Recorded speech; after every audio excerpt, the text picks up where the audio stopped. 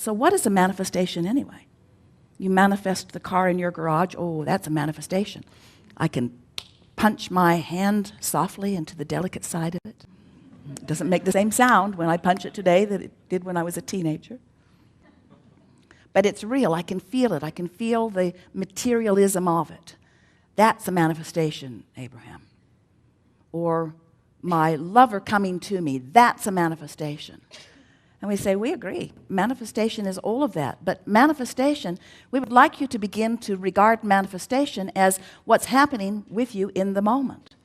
As Esther and Barbara were coming through the airport in San Diego, they came to the security check, and it seemed to be all blocked up. It was a small one, but it was still not moving.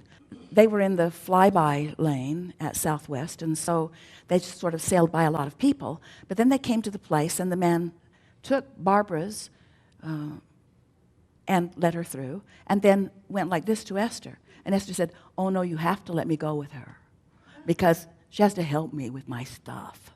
Because Esther has 14 things in her carry-on bag that all have to be taken out and inspected carefully because they are dangerous things. And then Barbara said to him, oh, please let me go without her.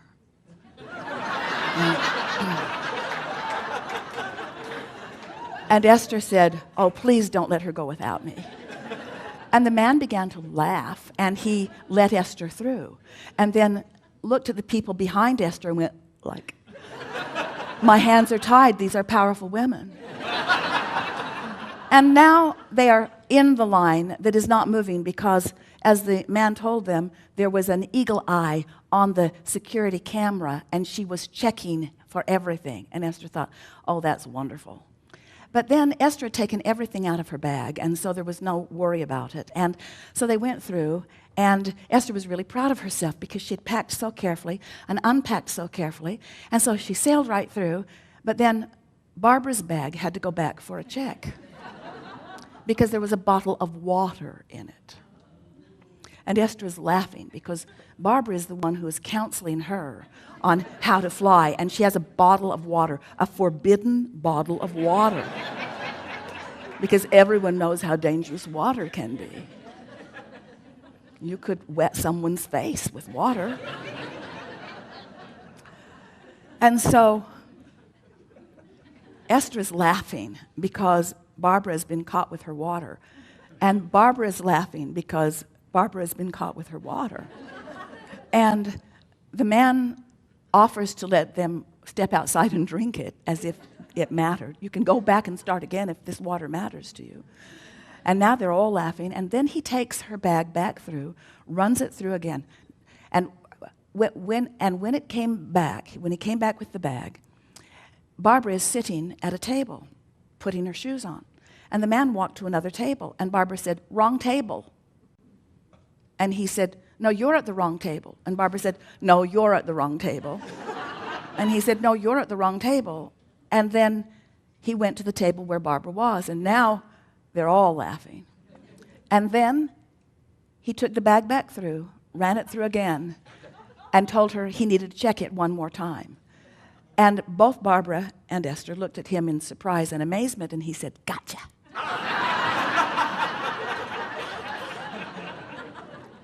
And as they moved on through, they couldn't stop laughing, and Esther couldn't stop noticing the amazing fun that they had had at a place that is usually no fun at all. In other words, that's a manifestation. It's a manifestation. What you're living in any moment is a manifestation. Manifestations surrounding you. The people you meet, manifestations. The way they play with you or not, manifestations. The way you feel as you move through your day, manifestations. Your life is unfolding, manifestation, manifestation, manifestation, manifestation. And it keeps moving. Have you noticed? There it went again, there it went again, there it went again, there it went again, there it went again. So you have constant personal control over the manifestation of your moment. And what trips you up often is you're looking long term where you have not enough power or not enough clarity, and letting the future, to which you have not enough answers right now readily available to you, concern you, where if you would just be present in the moment and be aware of the manifestation that's happening now and adjust your vibration accordingly. In other words, that little bit of fun got more fun started, and now they come to a place where there are two seats but not together. And what's sitting in the seat between the seats is a magazine and a cell phone. And so Esther is thinking, well, I'll sit on this side of the magazine and the cell phone, and Barbara can sit on the other side of the magazine and the cell phone. But Barbara is thinking, that's ridiculous. I'm going to move the magazine and the cell phone. So she did what Esther thought was a forbidden thing. She touched someone else's things and moved it to another seat and explained to the man who had told them that someone had been sitting there, well, now he sits here.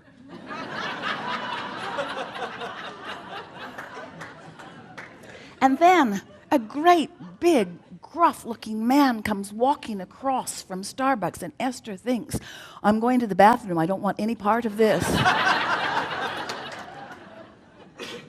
And as he comes to his telephone, which has clearly been moved, Barbara said, we moved you. And he said, you were so gentle, I didn't even feel it.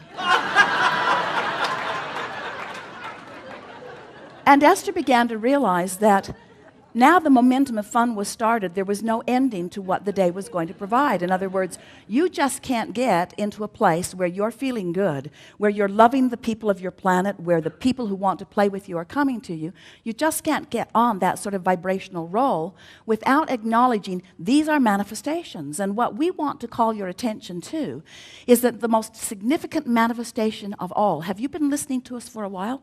Some of you have for a very long while. And have you heard us say? Yes, you've heard us say on endless occasions, because we say it every time we get together with you. We say it several times every opportunity we have. Everything that everyone wants or ever has wanted or ever will want is because they believe they will feel better in the having of it. They believe they will have a good feeling emotional response in the receiving of this other thing that they think they want. And what we want to convince you of is that what you want is the emotion. What you want is the good feeling. The other stuff's just the justification that you give for having it.